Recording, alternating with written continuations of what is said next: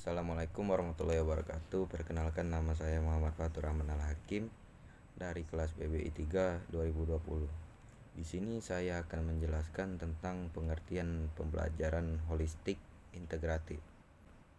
Ya, langsung saja kita ke materinya. 1. Konsep pembelajaran holistik.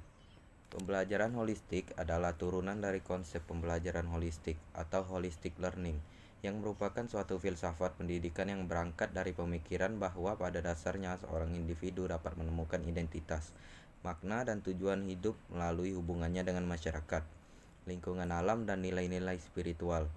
Paradigma pembelajaran holistik menurut Anhar menekankan proses pendidikan dengan ciri-ciri sebagai berikut.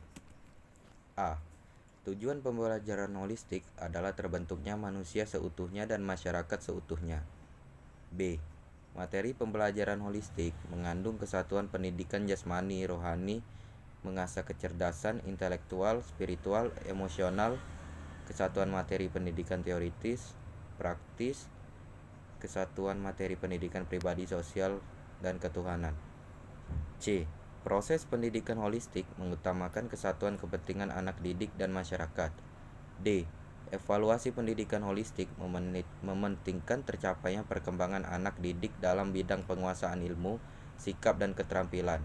Jika merujuk pada pemikiran Abraham Maslow, maka pendidikan harus dapat mengantarkan peserta didik untuk memperoleh aktualisasi diri, yang ditandai dengan adanya A. Kesadaran, kejujuran, kebebasan atau kemandirian, dan D. Kepercayaan.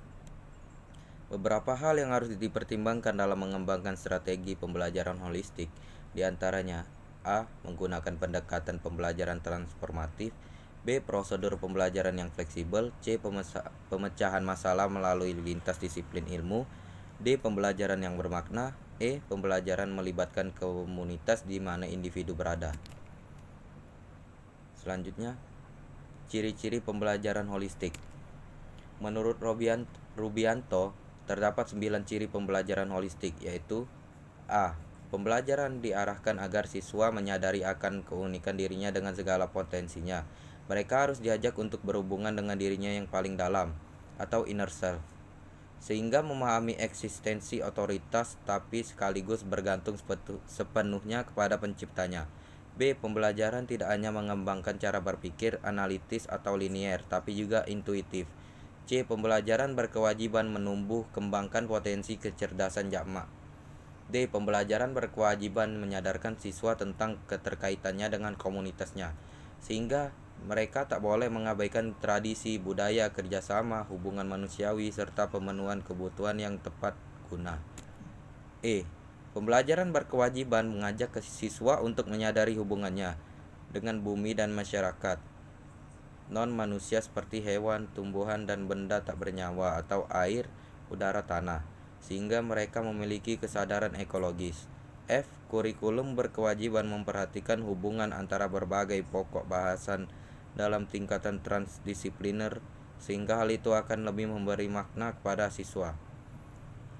G. Pembelajaran berkewajiban menghantarkan siswa untuk menyeimbangkan antara belajar individual dengan kelompok.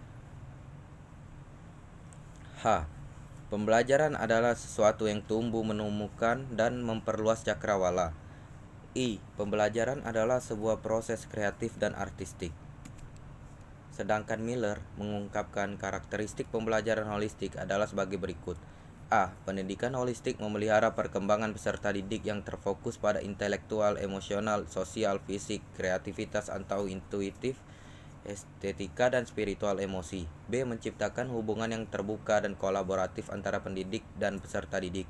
C. Mendorong keinginan untuk memperoleh makna dan pemahaman agar dapat menjadi bagian dari dunia dengan melakukan penekanan pada belajar melalui pengalaman hidup dan belajar di luar batas-batas kelas dan lingkungan pendidikan formal sehingga dapat memperluas wawasan.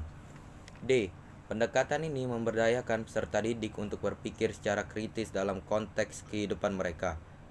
Pendidikan holistik memiliki kapasitas untuk membimbing peserta didik untuk memperluas kepribadian individu serta memiliki kapasitas menciptakan individu untuk berpikir secara berbeda, kreatif, dan mencerminkan nilai-nilai yang sudah tertanam dalam dirinya.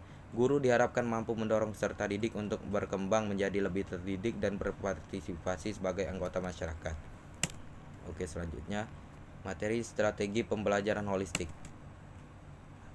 Mengutip pada pendapat Guinness, rencana pembelajaran setempat mungkin bertujuan agar peserta didik mengasah berpikir, kecerdasan emosional, kemandirian, saling ketergantungan, sensasi ganda, fun atau senang, dan artikulasi. Mungkin itu saja yang bisa saya sampaikan tentang materi pembelajaran holistik. Kalau ada kata yang salah, saya mohon maaf. Pada Allah saya mohon ampun. Saya Muhammad Fatur Rahman Al-Hakim. Izin mengundurkan diri. Assalamualaikum warahmatullahi wabarakatuh.